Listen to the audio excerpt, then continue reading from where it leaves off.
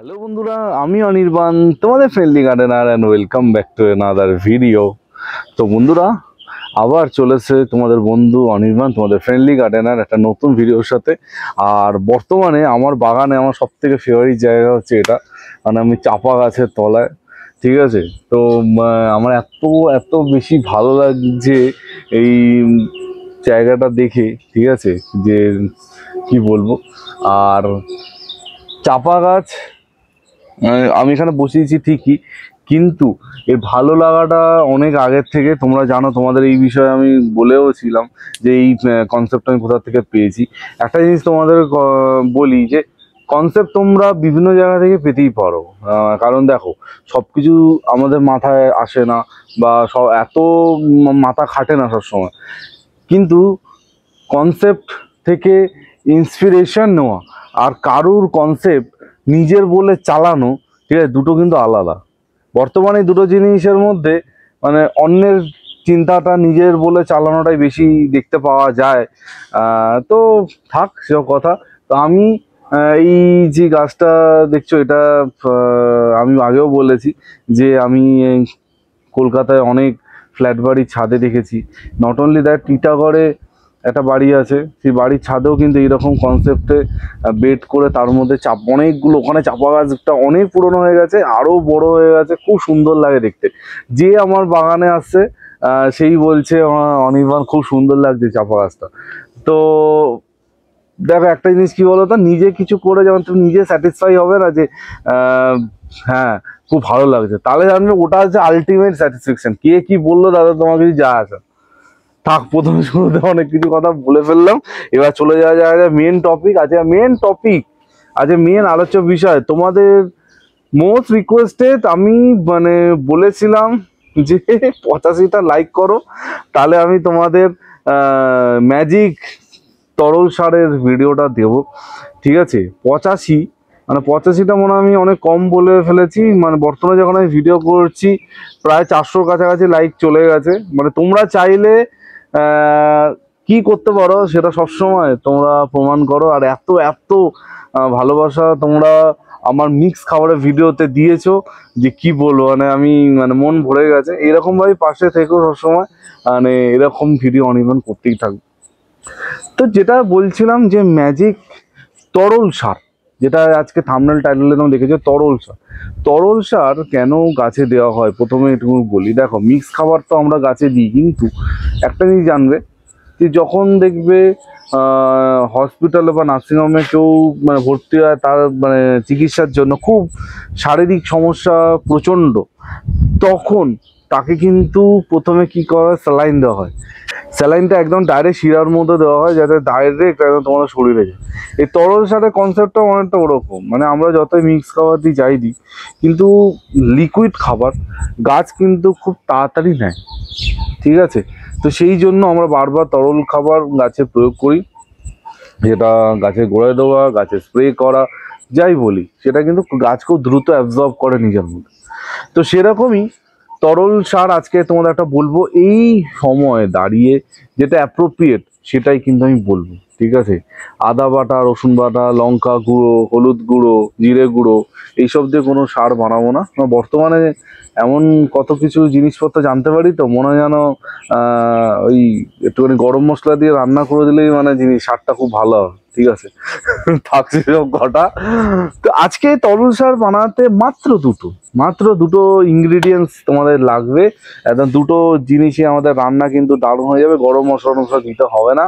ঠিক আছে, দুটোর মধ্যে কি, একটা ইনগ্রিডিয়েন্টস গাছের জন্য খুব ভালো, গাছের গ্রোথিংয়ে খুব ভালো, তারপর গাছের ফলিয়েজ খুব ভালো করবে, গাছে নতুন ফুল আনতে অনেক সাহায্য করে, বিশেষ করে গরমে। বিশেষ করে গরমের গাছ যেগুলো আউটডোর গাছ, সেই গাছের জন্য কিন্তু খুবই ভালো। আমি কথা বলছি বাদাম খোলের ব্যাপারে। বাদাম খোল জানো, বাদাম খোল গাছের জন্য কতটা ভালো। তো বাদাম খোল এখানে কিন্তু ব্যবহার করব। আর এই বাদাম খোলের ক্ষেত্রে প্রথমেই তোমাদের একটা কথা বলবো, সেটা হচ্ছে এরপরে হয়তো অনেকে আমাকে প্রশ্ন করবে, অনির্বাণ বাদাম বেটে দেওয়া যাবে নাকি, বাদামের খোলা গুঁড়িয়ে মিক্সিতে বেটে দেওয়া যাবে নাকি, বাগেরা বাগেরা। আমি প্রথমে বলছি একদমই দেওয়া যাবে না। ঠিক আছে। বাদাম অনেকে আমাকে বলেছে বাদাম বেটে দিলেই তো অনির্বাণ হয়ে যায়। দেখো বাদাম বাটলে হবে না, তার কারণ হচ্ছে বাদাম তুমি যদি বাটো, সেই যে মানে বাদামটার মধ্যে কিন্তু অনেকটা তেল থাকে, ঠিক আছে। তো ওই তেলটা গাছের জন্য কিন্তু খুবই খারাপ, ঠিক আছে। আর বাদাম খোল মানে হচ্ছে মানে যেরকম শস্যের খোল হয় একদম পুরো ওখান থেকে তেল বার করে যে ছিবড়েটা পুরো থাকে সেটাই বাদাম খোল। বর্তমানে বাদাম খোল মানে অনেক নার্সারি, শুধু নার্সারি বলে না, গালি স্ট্রিট থেকে শুরু করে শিয়ালদার পাশে যে মার্কেট সেখানে, বিআর সিং এর পিছনে, তো বিভিন্ন জায়গায় বাদাম খোল এখন মানে ইজিলি অ্যাভেলেবেল হয়ে গেছে। দামটা একটু বেশি কম্পেয়ার টু শস্যের খোল, 80 থেকে 100 টাকা কিলোর মধ্যে যায় বাদাম খোলটা। তো আর বাদাম খোল একটা ব্যাপার হচ্ছে, বাদাম খোল যদি তুমি একবার 1 কিলো কেনো, ওই 1 কিলো মানে ধরে নাও মিনিমাম তোমার 6 মাস তো যাবেই, মানে খুবই কম পরিমাণে যেহেতু লাগে বানাতে। তো বাদাম খোল এখানে নেব, বাদাম খোলটা ব্যবহার করা। এবার অনেকে বলতে পারো যে অনির্বাণ বাদাম খোলের কি আর ম্যাজিক আছে, এ তো তুমি আগেও দেখিয়েছো বাদাম খোলের জল, ঠিক আছে। হ্যাঁ, ম্যাজিক তো কিছু একটা থাকবে, ম্যাজিক ইনগ্রিডিয়েন্টস তো কিছু থাকবে, সেটা হচ্ছে এইটা। এই এই যে প্লাস্টিক ব্যাগটার মধ্যে দেখতে পাচ্ছি, এটাই হচ্ছে সেই ম্যাজিক ইনগ্রিডিয়েন্টস যেটা তোমাদের বাদাম খোলকে নর্মাল বাদাম খোল থেকে কিন্তু ম্যাজিক্যাল বাদাম খোলের জলে পরিণত করবে। এটা কি, এটা হয়তো কেউ গেস করতে পেরেছো বা কেউ বুঝতে পারছো না এটা কি। এটা হচ্ছে ভেলি গুড়। দেখো একদম ভেলি গুড় এখানে ব্যবহার করেছি, ঠিক আছে। ফোকাস হচ্ছে, হ্যাঁ, ভেলি গুড় এখানে ব্যবহার করা হচ্ছে, ঠিক আছে। তো এই ভেলি গুড় আমি এখানে ব্যবহার করেছি, এর জায়গায় তোমরা যে কোনো গুড় ব্যবহার করতে পারো। একবার মনে আছে শীতকালে আমি এরকমই একটা ভিডিও, শীতের স্পেশাল ভিডিও দেখেছিলাম, এক বন্ধু, সেই বন্ধু খেজুরের গুড় দিয়েছিল, খেজুরের গুড় দিয়ে বানিয়েছিল, শুনে আমি একটু চমকে গেছিলাম। খেজুরের গুড় সেই সময় মানে ভালো খেজুরের গুড়টা 500-600 টাকা কিলো, ঠিক আছে, ভালোটা। তো উনি কিছু না পেয়ে বাড়িতে ওনার হাজব্যান্ড খেজুরের গুড় এনেছে, সেটা দিয়ে উনি সার বানিয়ে দিয়েছে। মানে আমি শুনে চমকে গেছিলাম, আর ওনার হাজব্যান্ডকে খুব ভালো বলতে হয় যে এরপরেও ওনাকে কিছু বলেননি। জোকস অ্যাপার্ট, যে কোনো ধরনের গুড় তোমরা ব্যবহার করতে পারো, যে কোনো খেজুরের গুড় থেকে শুরু করে আখের গুড় থেকে শুরু যা খুশি, কিন্তু আমি বলবো সবসময় এখন ডেলা গুড় ব্যবহার করো, দামে সস্তা, খুব মানে ইজিলি এখন বাজারে পাওয়া যায়। মানে তোমার বাজারের ভেতর মুদিখানা দোকানে তোমরা এই চিটে গুড় পেয়ে যাবে, বা গরুকে যে গুড় খাওয়া সেই গুড় ব্যবহার করতে পারো, যে কোনো গুড়, এনি কাইন্ড অফ গুড় তোমরা কিন্তু ব্যবহার করতে পারো। এবার কথা হচ্ছে কতটা করে কি ব্যবহার করব। দেখো বাদাম খোল সর্ষের খোলের থেকে অনেক গুণ বেশি শক্তিশালী, ঠিক আছে। সর্ষের খোলের পাওয়ার যদি 15 হয়, বাদাম খোলের পাওয়ার কিন্তু 50। তো বাদাম খোল আমরা কিন্তু অতটা পরিমাণে ব্যবহার করব না যতটা আমরা সর্ষের খোল ব্যবহার করে থাকি। আমরা কতটা বাদাম খোল ইউজ করব আমি তোমাদের একটা মাপ বলে দিচ্ছি। এবার তোমাদের যেরকম কোয়ান্টিটিতে বানাতে হয়, সাপোজ আমার যত গাছ আছে এতে হয়ে যাবে, তোমাদের ধরো কম গাছ আছে, কারোর ধরো আমার 5 ডবল বেশি গাছ আছে, তো সেই রকম ভাবে তোমরা কিন্তু বাড়িয়ে কমিয়ে তোমরা নিতে পারো। তো প্রথমে যেটা নিতে হবে সেটা হচ্ছে 2 লিটার নর্মাল ওয়াটার, নর্মাল জল, একটা সাধারণ জল যেটা তোমাদের বাড়িতে পাওয়া যায়, 2 লিটার নেবে। 2 লিটার জলের মধ্যে আমরা কি করব, 50 গ্রাম বাদাম খোল মিশাবো, ঠিক আছে। 2 লিটার জল 50 গ্রাম মানে বাদাম খোল আমরা কিন্তু মিশাবো। তার সাথে এই যে গুড়টা কিন্তু দেবো 20 গ্রাম, ঠিক আছে। আরো একবার আমরা বলি, 2 লিটার জল, 50 গ্রাম বাদাম খোল আর 20 গ্রাম হচ্ছে গুড়। মানে এইরকম একটা ডেলা গুড় যদি তুমি নাও, এই গুড়টা ধরে নাও একে কি বলি 10 টুকরো করলে তার 2 টুকরো এখানে ব্যবহার করা হয়, ঠিক আছে। এটা প্রায় 100 গ্রামের কাছাকাছি ওজন, 100 গ্রাম না, এই 80-90 গ্রাম মতো এটা ওজন হয়েছিল, ঠিক আছে। তো এইখান থেকে 20 গ্রাম ব্যবহার করতে হবে। এবার এই যে মিশ্রণটা হলো, এই মিশ্রণটা ভালো করে পুরো মিক্স করে দেবে, ঘেঁটে দিয়ে একটা মানে যেখানে ডাইরেক্ট সানলাইট আসে না, তোমাদের ছাদে রাখো বা ছাদের তলায় সিঁড়ির নিচে রাখো, যেখানে খুশি রাখো। তো সেইখানে তুমি একটা কাপড় দিয়ে ওপরটা কভার করে দেবে, কোনো এমন কিছুতে ঢাকবে না যেটা দিয়ে হাওয়া বাতাস যেতে পারছে না, সেরকম কিছুতে কিন্তু ঢাকবে না। একটা কাপড় দিয়ে বা একটা বস্তা দিয়ে ঢেকে দিলে, বা যদি কোনো প্লেট বা থালা দিয়ে ঢাকতে হয় তাহলে ওপরে কিছুটা অংশ ফাঁকা করে রাখবে, বোঝা গেছে, যাতে হাওয়া বাতাস ঢুকতে পারে। রেখে দিলে, রেখে দেওয়ার পর এবার তুমি যখনই ধরো ছাদে যাচ্ছ বা দেখতে পাচ্ছ, তখন একটা কাঠি নিয়ে 5বার ডান দিকে 5বার বাঁ দিকে, ক্লকওয়াইজ 5বার, অ্যান্টি ক্লকওয়াইজ 5বার, এরমভাবে তোমাদের কিন্তু জিনিসটাকে মাঝে মধ্যে মিক্স করতে হবে। এবার কথা হচ্ছে কতদিন লাগবে, 10 দিন, 12 দিন, 15 দিন, কতদিন? মাত্র 2 দিন। মানে আজকে আমি যদি মেশাই, আজকে সকালে যদি মেশাও, আজকে সারাদিন গেল, কালকে সারাদিন গেল, পরশু গিয়ে আমরা এই জলটা গাছে প্রয়োগ করব, বোঝা গেছে?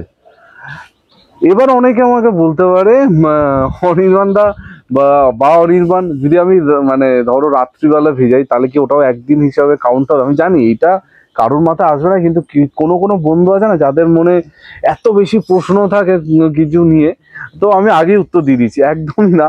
যদি তোমরা এখন অফিস থেকে আসছো রাত 8টার সময়, এসে আমার মনে হলো অনির্বাণ বলেছিল একটু বাদাম খোল ভেজাই, রাত 8টার সময় এসে ডেফিনেটলি সেটা একদিন হিসাবে কাউন্ট হবে না, তারপরে আরো 2 দিন রেখে তৃতীয় দিনের দিন তোমরা দেবে।